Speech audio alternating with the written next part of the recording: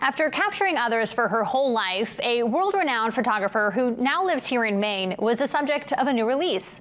Our Grace Bradley joins us in the studio to tell us more. Thank you.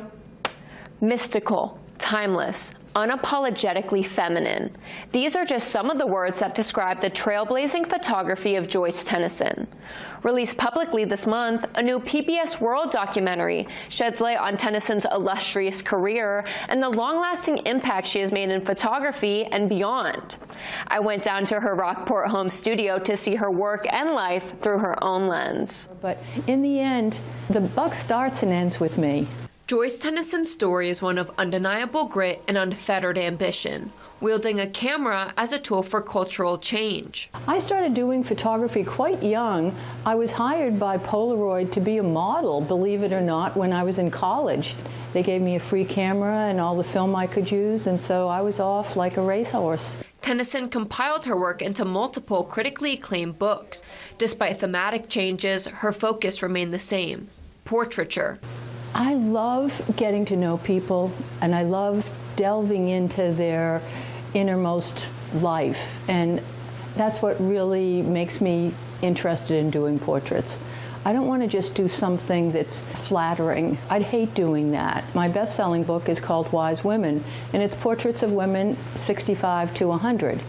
And I loved that, working with those women, and I traveled around the country. This is a famous woman who I was so happy to meet, Gloria Steinem, Coretta Scott King. This is Odetta, the great folk singer.